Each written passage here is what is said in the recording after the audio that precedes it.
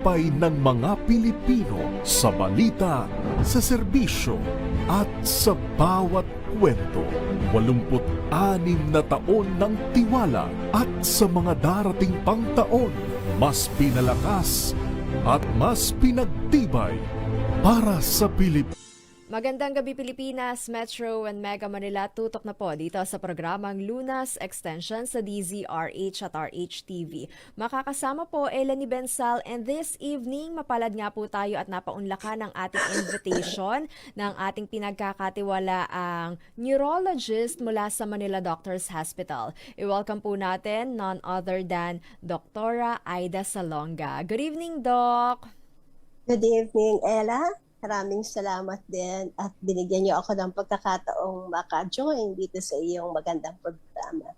Yes, ngayong gabing ito, Doc, hindi na nga po tayo magpapatumpik-tumpik pa, ano? Pag-uusapan po natin ADHD and autism. Para nga po sa kapakanan rin po ng ating listeners and viewers, bigyan po muna natin sila, Doc, ng konting background, ano? Papaano nga po ba natin to i-define and i-differentiate? Okay. Siguro magsimula tayo sa ADHD, no? Okay. Pag sinabing ADHD, ibig sabihin attention deficit hyperactivity disorder. Yun namang autism, ang problema naman sa autism din is yung tinatawag yung spectrum. Kaya kadalasan pag binibigyan ng diagnosis or label yung mga pasyente, ang tawag na is autism spectrum disorder. Alright. Pareho silang tinatawag na neurodevelopmental disorders. Ibig sabihin sa utak, Doc? Ibig sabihin ng neurodevelopmental disorders, ang problema ay nasa development ng kanilang brain. Ngayon, ang pagkakaiba lang ay yung kanilang manifestations or symptoms. Pag sinabi nating ang bata ay may autism, ang bata ay unable o ang disability ng bata ay sa communication. Yung language development. Ang kanyang, meron siyang tinatawag na language delay. Okay.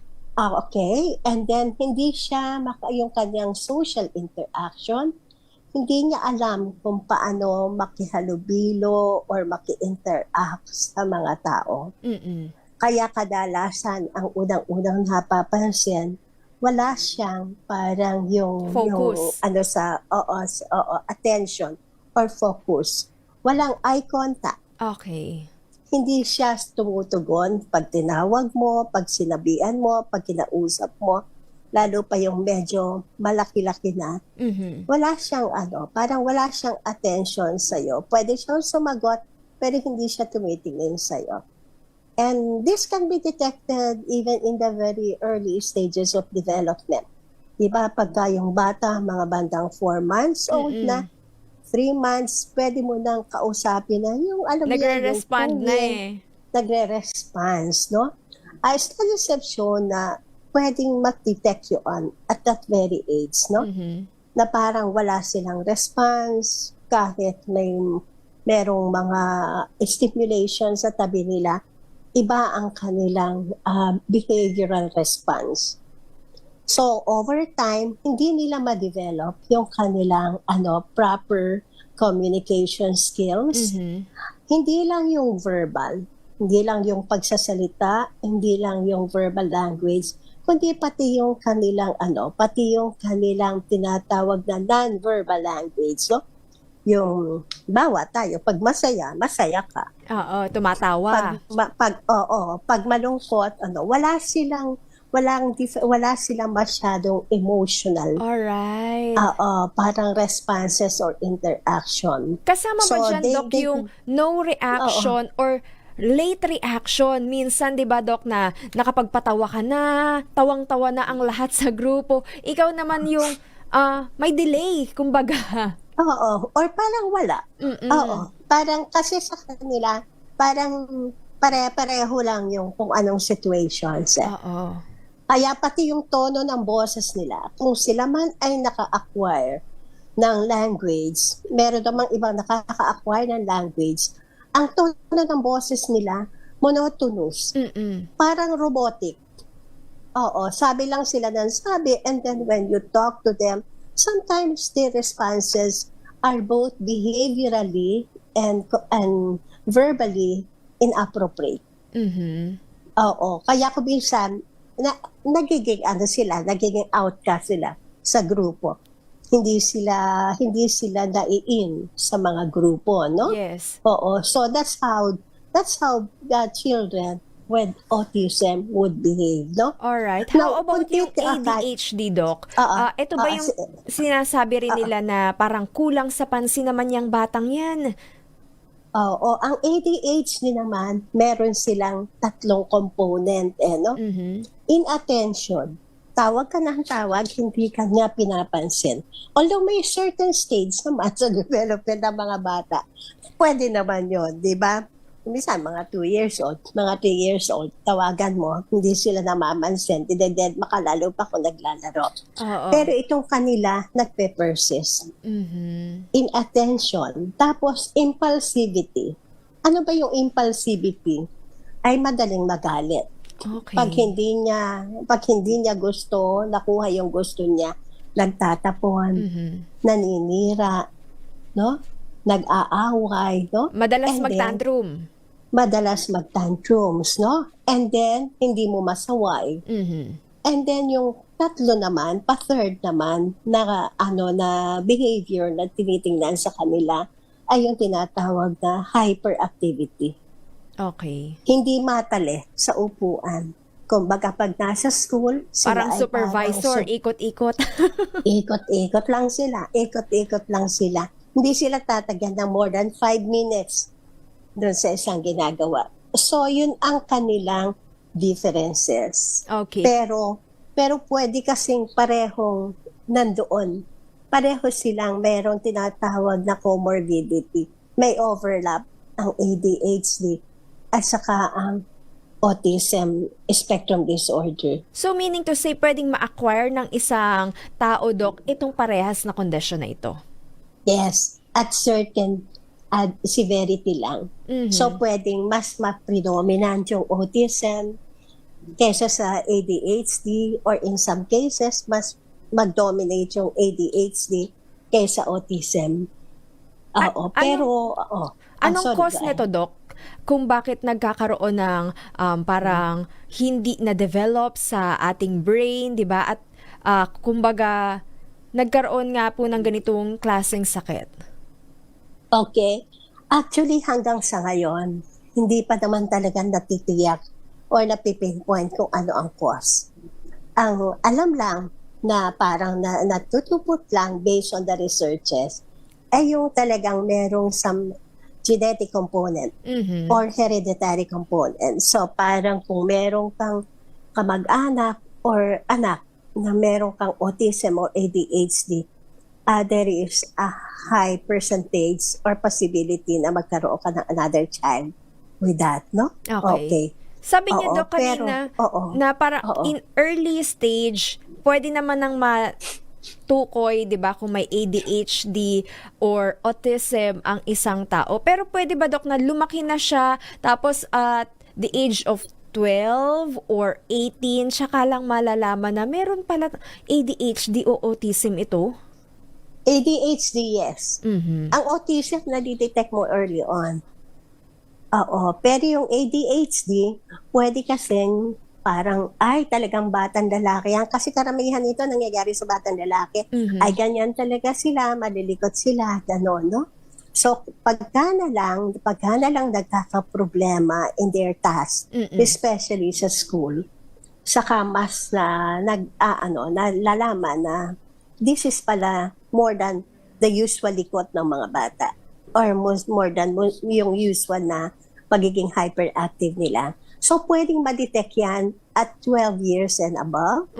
Pwede ding ma-detect during adolescent and adulthood.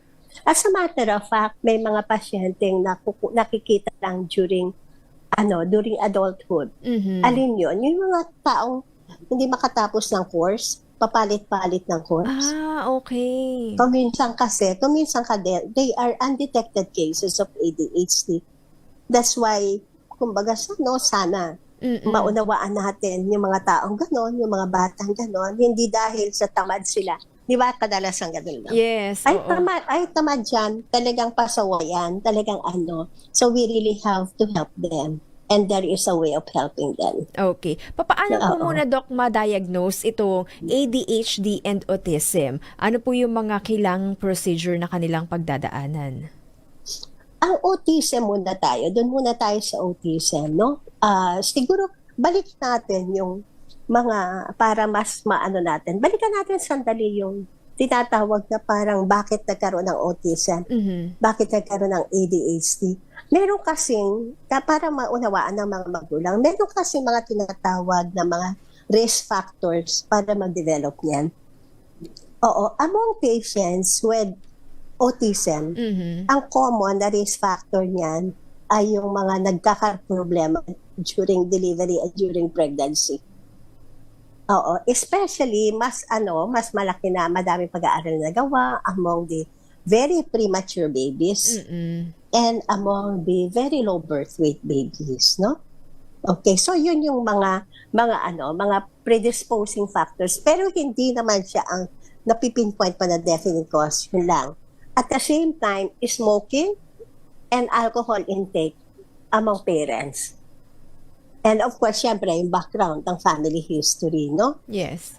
Among patients naman na may ADHD, yung brain injury, hindi naman siya masyadong nabibigyan ng pansin na parang isa sa risk factors. Pero yun din, prematurity, low birth weight, and genetic background are cause. But remember, there are some what we call genetic predispositions, di ba? So, ang nangyayari, kaya pag nagbasa tayo, makikita natin na merong gene-environmental interaction. Pwedeng hindi ma-express na mabuti yung kanyang gene na yon in a well-nurtured environment.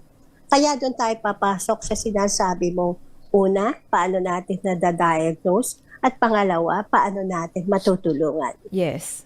Okay, di ba? Opo. So pagdating natin sa diagnosis, merong checklist na pwede nating makita. Yun ang galing sa sa ating disease manual on mental disorders, yung tinatawag na DSM, no? Diagnostic and Statistic Manual for mental disorders. Nandun na tayo ngayon sa version 5 na nakalagay doon. Bakit version 5? Kasi dati yung diagnosis ng ADHD parang pinipeg hanggang 7 years old. Okay. Ngayon parang inanunan hanggang 12, no? Okay. So parang ang ginagawa natin is tinitingnan natin kasi madami namang na overdiagnose, no? Oo, so ang importante doon is malaman ng mga pasyente, ng mga families na hindi naman one time lang ginagawa 'yon. Ang tinitingnan, persistence of the behavior over a 6-month period.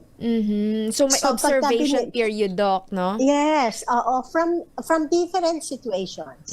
From different environmental situations, no? Sa school, sa bahay, no? Yes. At saka sa Community. kanilang work home or community. Bakit ganon? Kasi kung minsan, ang behavior nila may be actually just precipitated by environmental conditions na hindi naman sila talagang may ganong problema. Kaya lang yung stress. Kaya yung stress napaka-importanteng factor sa mga bata. Or depression, no?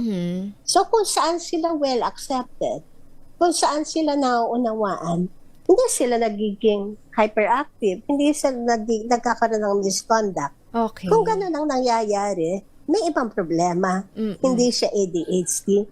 So we have to be careful when we make the diagnosis kasi baka mamaya mabigyan natin ng gamot na hindi naman pala talagang kailangan. Kaya importante yon, proper diagnosis. Tapos, ganun din naman sa autism. Wala kasing laboratory diagnosis na nagagawa. Except for patients, halimbawa, may autism, may ADHD, kaming mga neurologists, kami yung nag-e-examine mabuti sa kanila para malaman meron ba ang tinatawag na organic conditions, kasi brain conditions na pwedeng mag-predispose sa mga batang ito. Kasi may mga tinatawag na comorbidities. So, yun ang aming tinitingnan. So, so yung mga examination namin, ang unang-una will be a clinical examination. A complete neurologic examination para malaman ito bang development na kanya brain is actually concurrent with the age of the patient, no? Kung hindi, ano ang dahilan, no? And then we look at the background history. Ano ba ang background nito nung buntis ang nanay, nung pinanganak yung bata, nung lumalaki, meron bang naging sakit na naka-affect sa brain? And from there, doon natin malalaman kung kailangan mong gawan ng laboratory test. Pero kung hindi, clinical lang. Alright. Sige, Doc. Pag-usapan naman po natin treatment and paano nga po ba natin matutulungan itong mga pasyente, kamag-anak, kakilala natin may autism or ADHD. Sa ating pagbabalik dito pa rin po sa programang Lunas Extension sa DZRH at RHTV.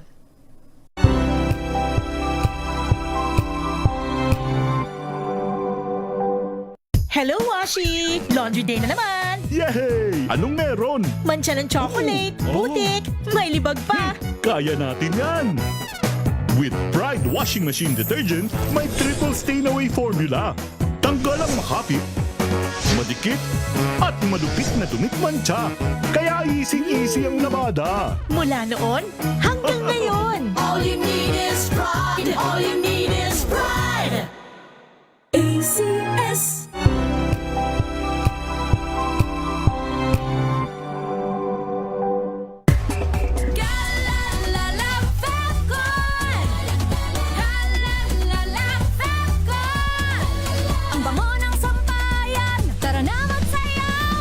Fabcon, amoy nakaka-joyful!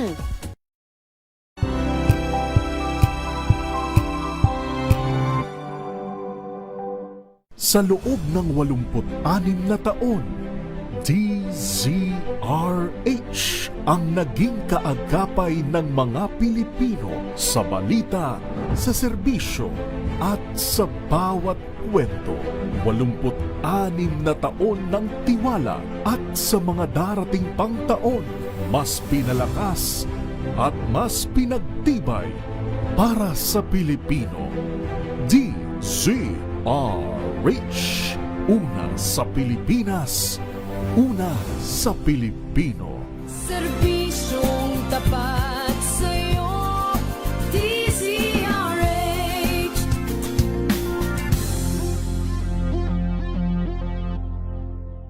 Alamin ang mga maiinit na isyung pambayan, mga balitang kailangan mong malaman, usapin sa pamahalaan, politika, ekonomiya at kabuhayan. Ito ang mga dapat mong malaman, pakialaman at pag-uusapan dahil kayo ang tinig ng mamamayan dito sa Damdaming Bayan. Live sa DZRH Radio, DZRH TV at DZRH Digital. Kasama sinalakay Deo Macalma at Elaine Apit. Araw-araw, Lunes hanggang Biyernes. Damdaming Bayan.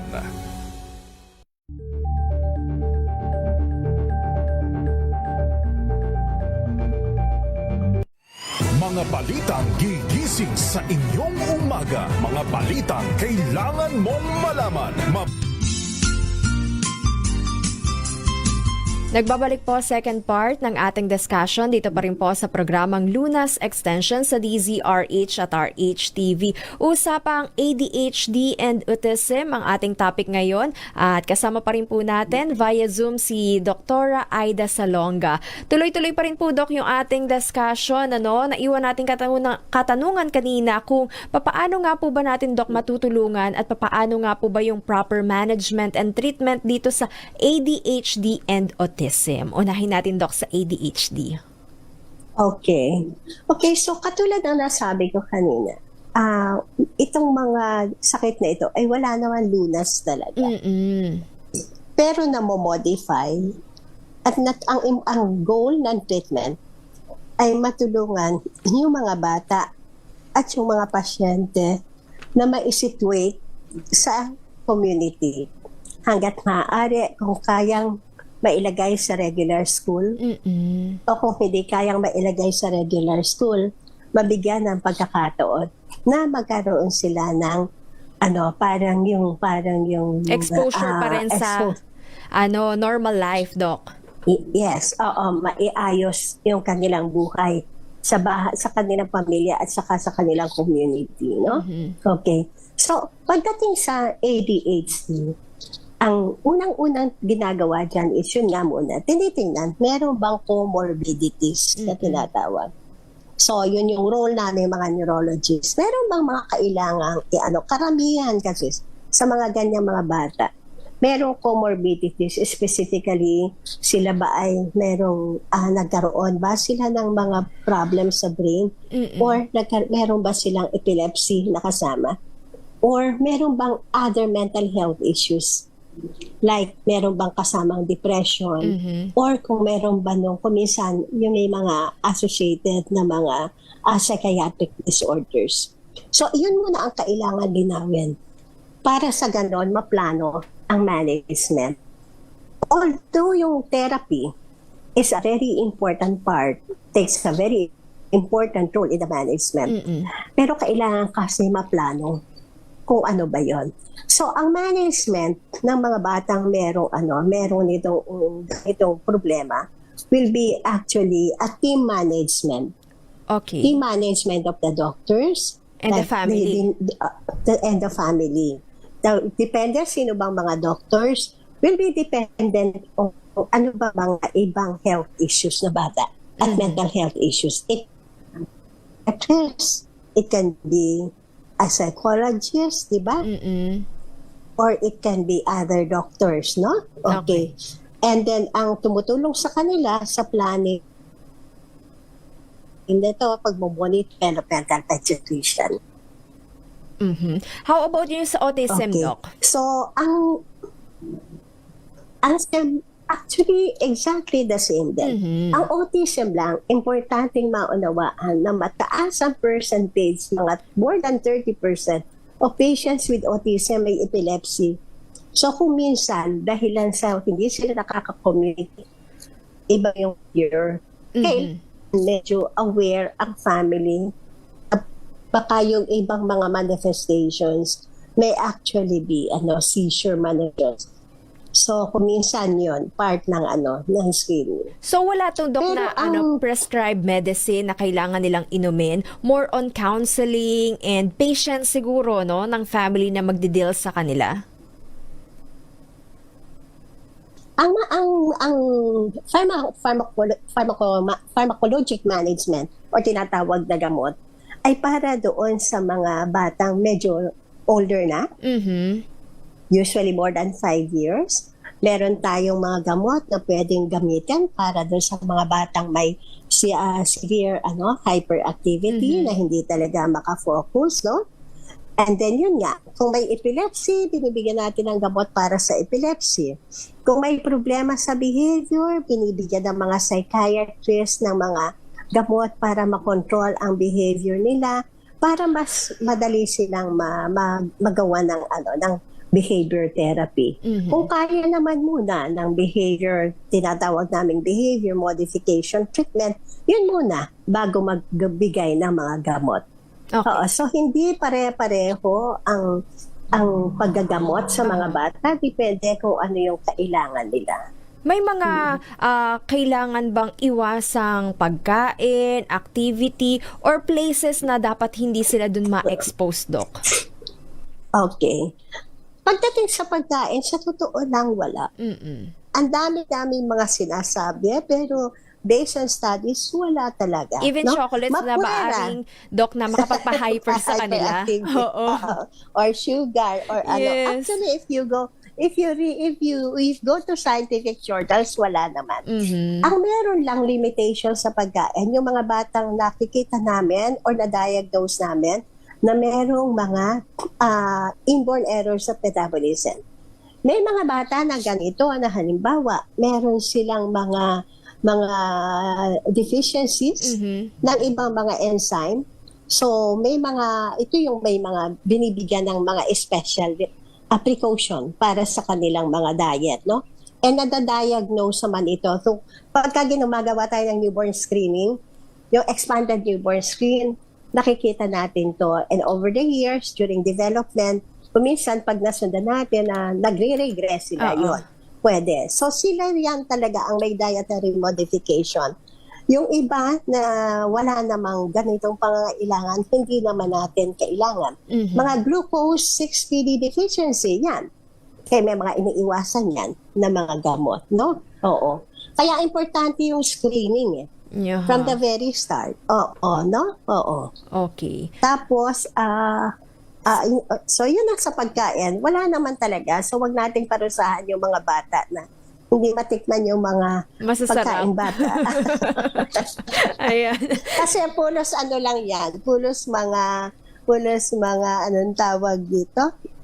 Hindi Misconception. naman, yes, pulos hindi naman mga well-founded na mga Study.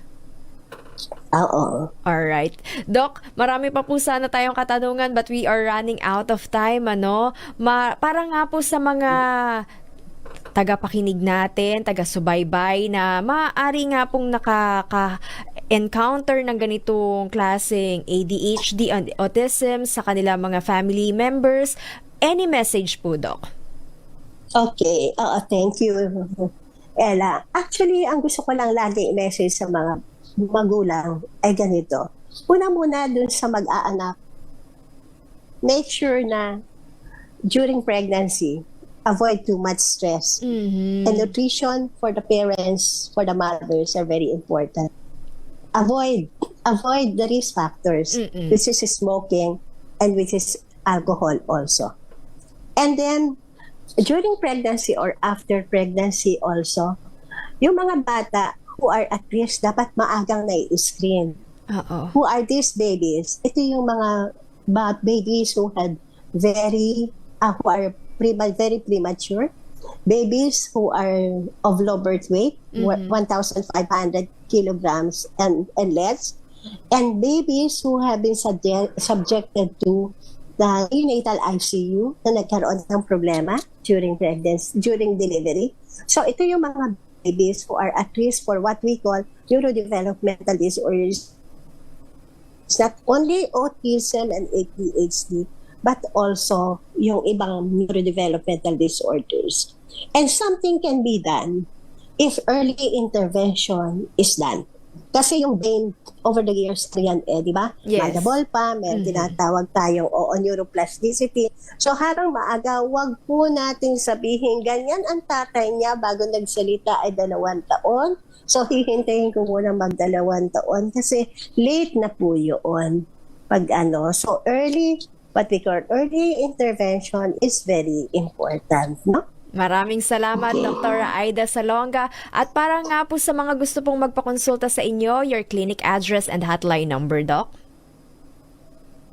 Actually po, sa Manila Doctors lang po, kung gawa kayo sa website, we have the Center for Child Neurosciences Center. Nandun po, kompleto po yung aming team, kung saan nandun po lahat ang aming developmental pediatrician, neurologist, child psychiatrist, adolescent pediatrics, at ang aming mga therapists, occupational therapists, and speech therapists na siya pong tutulong sa atin. So, may lunas po, or may mga tao pong may makakatulong para sa mga may ADHD and autism. Once again, Doc, thank you so much and keep safe always. God bless po. Thank you also. Maraming salamat rin po, Luzon, Visayas at Mindanao. Yan po ang kabuuan ng ating discussion ngayong gabing ito. Naway nadagdagan po ang ating kaalaman at naway i-apply po natin yung mga natutunan natin kay Dr. Aida Salonga na early intervention is important. Kaya wag po tayong manghinayang na magpakonsulta po sa ating mga pinagkakatiwalaang espesyalista. Inyo pong nakasama, Eleni Bensal, magandang gabi. Mga kalunas, hanggang bukas dito sa Lunas Extension.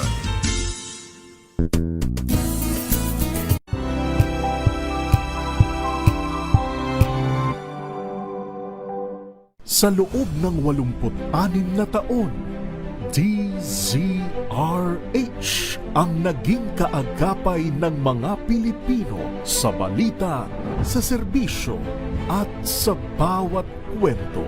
86 na taon ng tiwala at sa mga darating pang taon, mas pinalakas at mas pinagtibay para sa Pilipino. DZRH, una